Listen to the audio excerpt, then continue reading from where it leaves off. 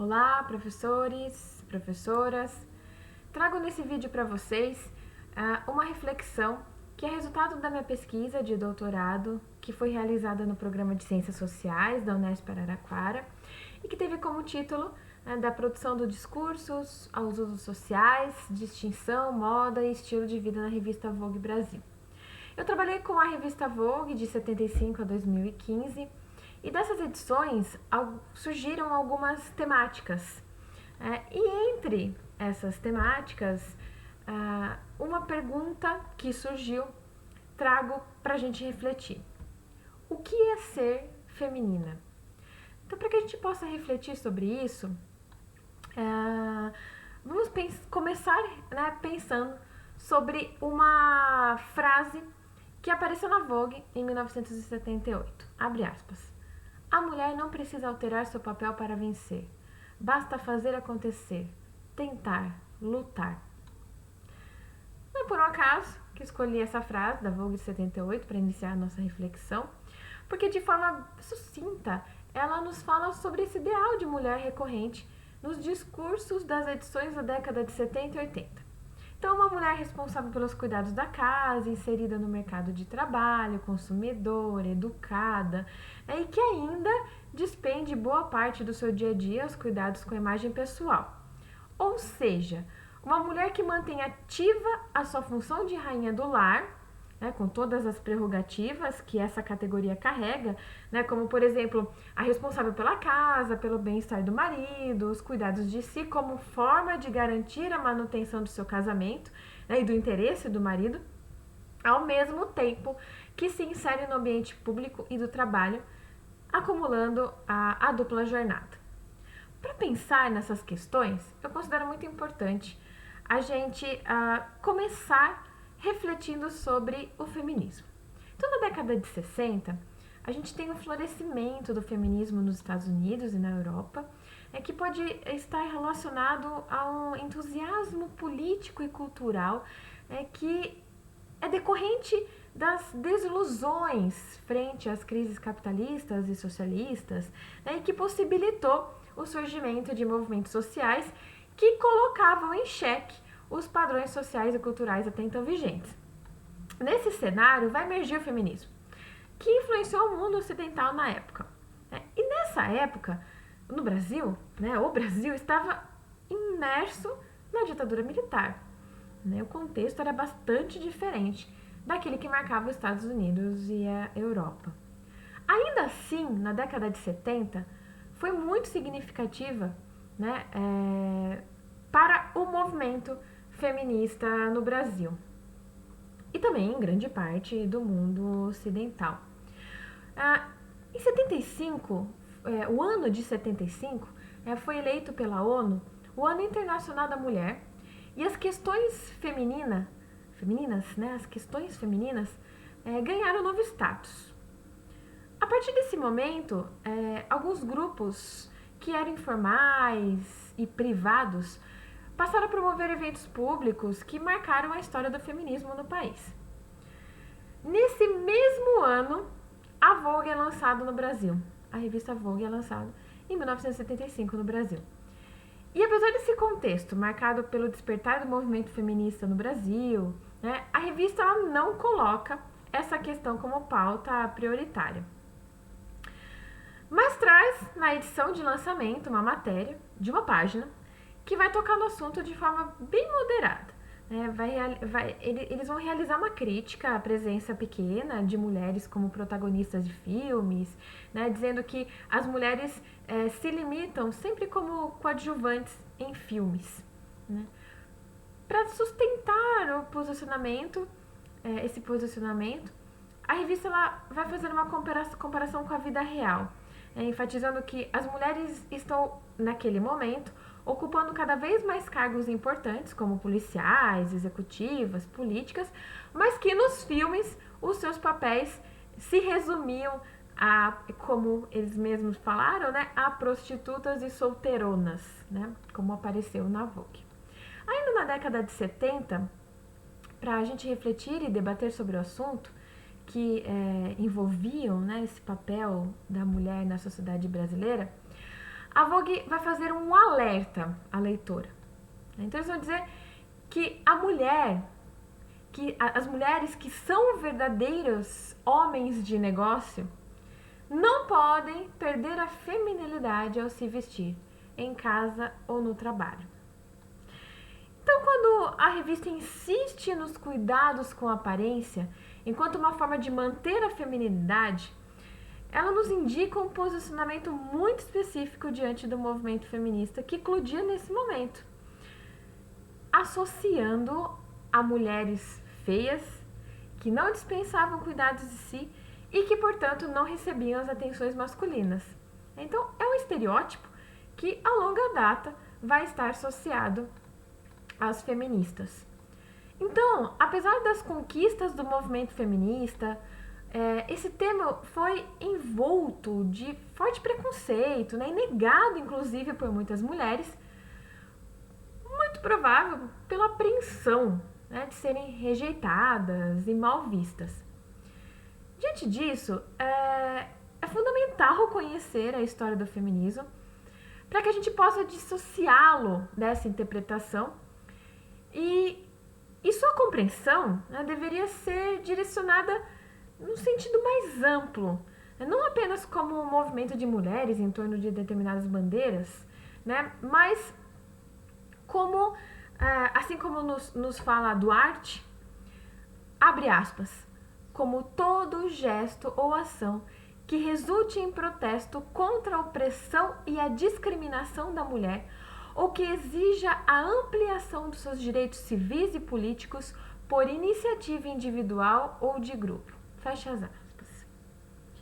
Então, na década de 70, em um momento em que o movimento feminista ganhou espaço no Brasil, a revista não vai negar a emancipação feminina e a presença das mulheres em ambientes de trabalho e com tarefas antes exclusivamente masculinas.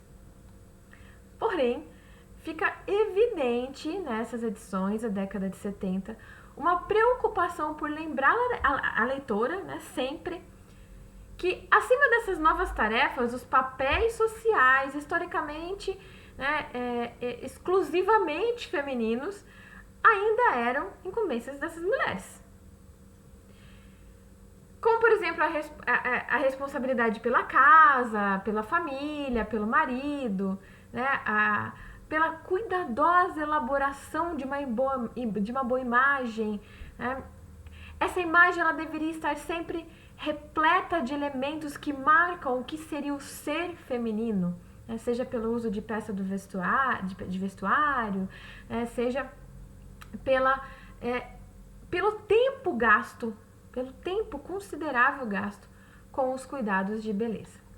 Então, a posição da Vogue frente a esses novos ditames feministas parece marcada, né, quando ainda na década de 70 a revista traz uma matéria sobre saúde e beleza, onde ela reforça uma perspectiva heteronormativa.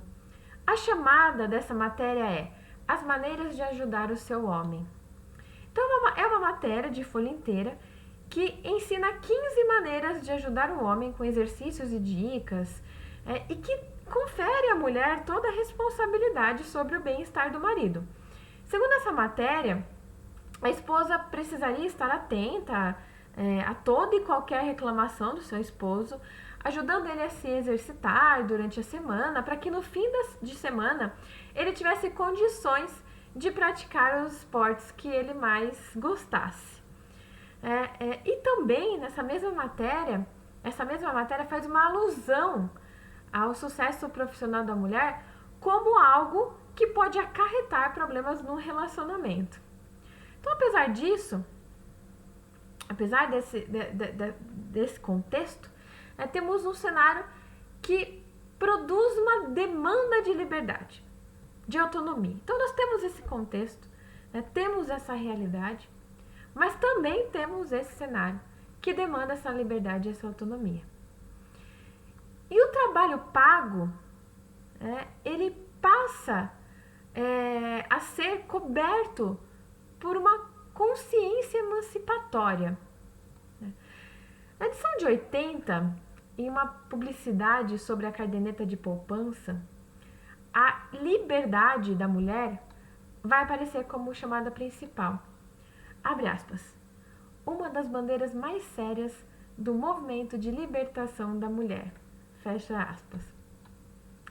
A liberdade é uma pauta central no discurso feminista, o qual surge como um movimento libertário que não quer apenas ampliar a participação da mulher nos espaços de trabalho, vida pública ou educação, mas que luta para novas formas de relacionamento entre homens e mulheres.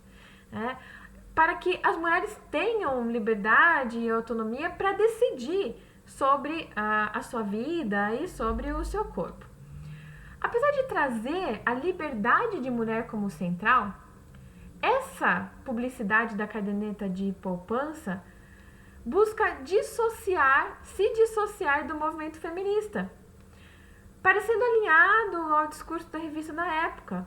Então, eles vão sugerir que, abre aspas, a mulher inteligente e que deseja ser livre deposite todo mês uma quantidade na caderneta de poupança, mesmo que você não esteja afim de carregar uma bandeira feminista, é bom saber que é dona do seu próprio nariz. Fecha aspas.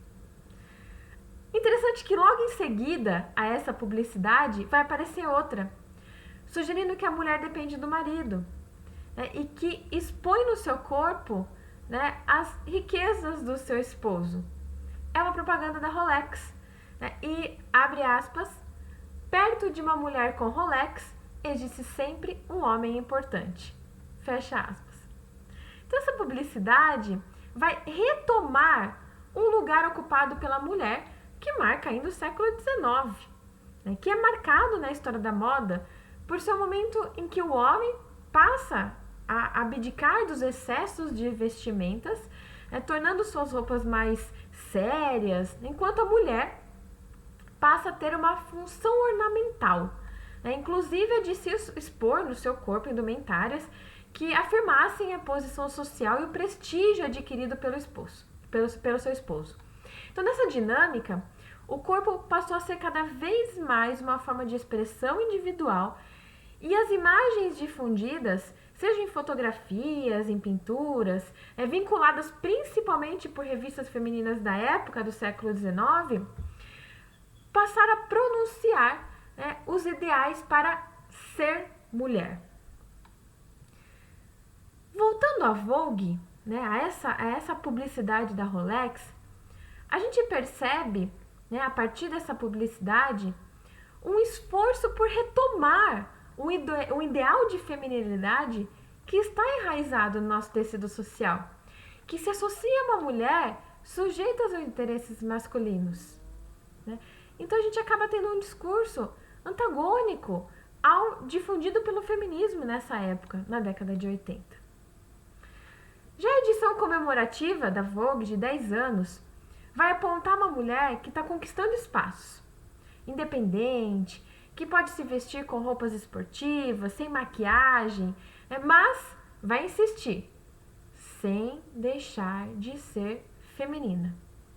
A revista vai colocar em pauta um assunto muito debatido pelo movimento feminista, a violência contra a mulher. Mas não vai conduzir uma reflexão sobre as causas culturais dessa forma de violência. A revista ela vai alertar que a mulher deve estar em boa forma para se proteger da violência, para se proteger de estupros e ataques. Na edição de 1998, a violência contra a mulher vai aparecer numa chamada de capa. Então o título era Violência, Homens que Batem em Mulheres. Apesar desse destaque, de aparecer na capa, a matéria não se estende por mais de 3 páginas e vai trazer logo no início um breve comentário sobre o assunto, sustentado por alguns dados referentes a esse tipo de violência, seguido por uma exposição de um diálogo entre mulheres que contavam sobre o seu relacionamento e sobre as formas de abuso. Então, de maneira sucinta, os motivos da violência doméstica são, segundo essa matéria, resultado de falta de diálogo, falta de conhecimento e falta de respeito. Falta de conhecimento um do outro, do casal, né? E falta de respeito. Então, a Vogue não traz, né, nenhuma reflexão um pouco mais profunda sobre essa questão. De forma gradativa, a partir de 1990, é possível perceber que o discurso sobre a emancipação feminina vai cada vez mais ganhar espaço. Mas apesar de a revista tratar em diversos momentos sobre essa emancipação de maneira positiva, o seu posicionamento parece inconstante e ambíguo. Porque no mesmo tempo em que apresenta a imagem de uma mulher independente, livre, e a investe de uma infinidade de deveres sociais historicamente construídos para representar um papel específico. Então, seguindo ainda uma premissa presente nas décadas anteriores, da necessidade de se manter feminina. Aliado a essa perspectiva, uma matéria da edição de 97 vai buscar tratar sobre as mulheres que trabalham no mundo da moda. E faz uma chamada alertando a leitora que deve se destacar no trabalho, nas suas decisões, mas que para isso não precisa perder a feminilidade, tanto nos modos como se veste, como na simpatia. Então, ali também a gente vai ver a revista aludindo a um estereótipo de gênero, né, reafirmando o lugar historicamente concedido à mulher. Então, para a gente pensar esse lugar historicamente concedido à mulher, o debate de gênero se faz importante, né? E a gente vai apresentar esse debate no podcast nesse modo. Então, para enriquecer um pouco essa reflexão, esse podcast nesse momento se faz de extrema importância. A Vogue, ela vai ser marcada por um vai e vem das matérias. Então, entre a aproximação e o afastamento do discurso feminista, constantemente perpassado pelo propósito de tecer um ideal de mulher leitora da Vogue, né, que estão criando padrões considerados adequados, de bom tom, civilizado.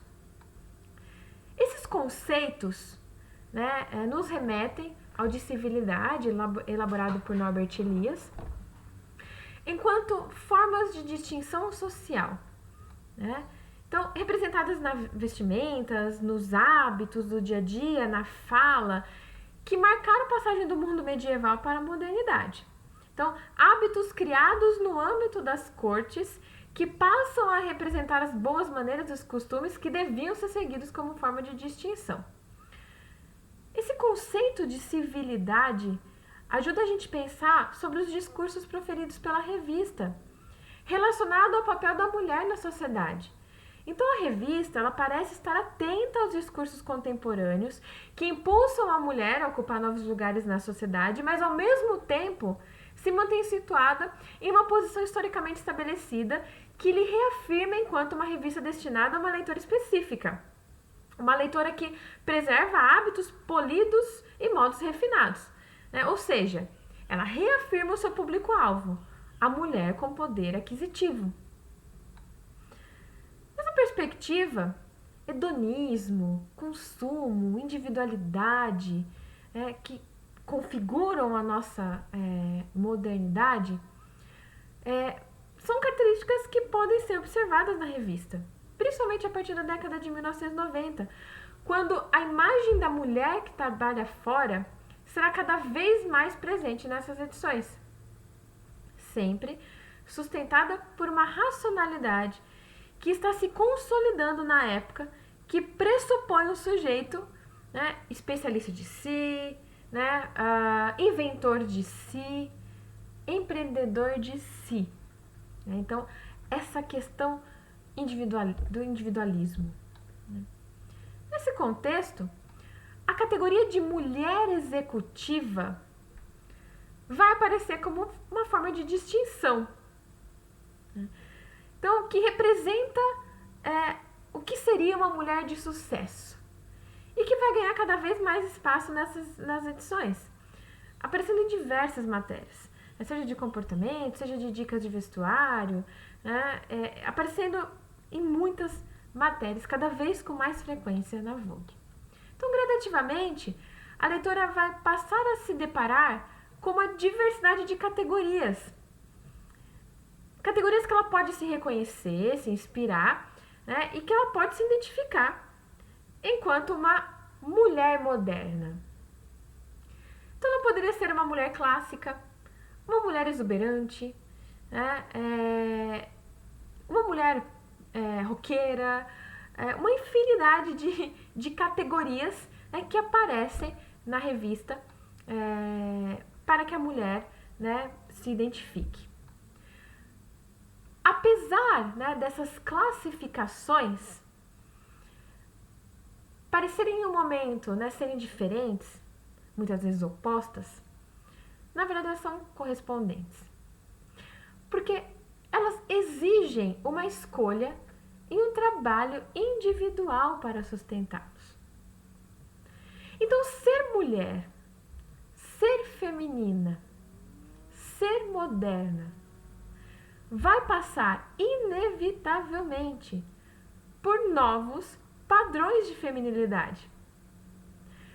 Novos padrões que estão associados a uma identidade que agora é multifacetária, que é fluida, coesa, a uma individualidade, né, que vai o tempo todo caminhar buscando por um discurso de ser único.